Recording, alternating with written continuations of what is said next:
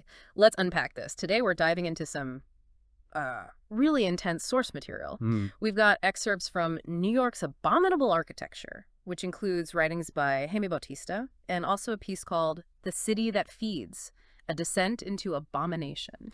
And, you know, if you're expecting your standard look at urban planning or architecture, well, this isn't it. Not at all. These sources, they give a perspective on New York City that's profoundly dark, really unsettling. Right. They talk about the city's buildings, its infrastructure, not as just, steel and concrete, but as something. Yeah. Something else. Something else entirely. Less bricks and mortar, more flesh and hunger, maybe. That's a good way to put it, actually. So our goal here in this deep dive is really to explore this strange, fascinating, and kind of terrifying vision these writers present.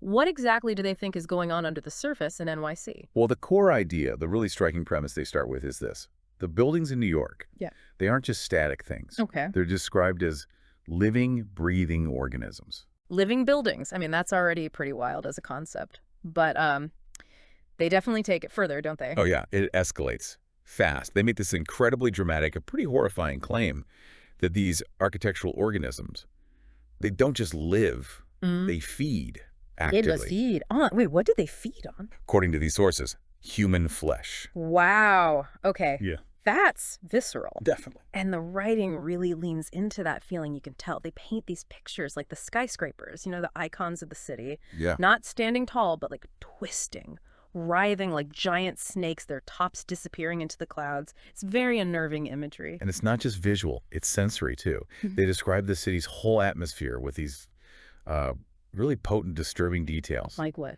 Like streets slick with grease, the smell of trash just hanging heavy everywhere. Yeah. It creates this feeling of decay, almost like you're inside something digesting. Erg.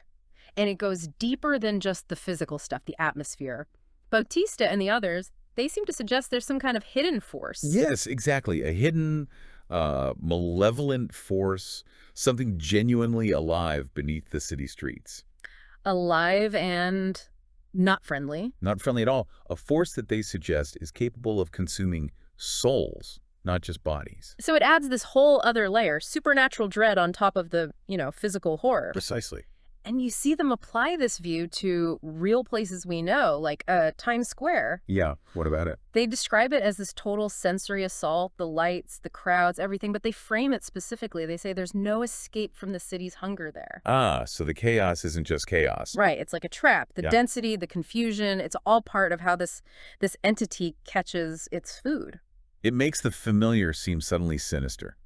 And they do this with other things too, right? Even just getting around. Yeah. Transportation, taking the train isn't just commuting in this world.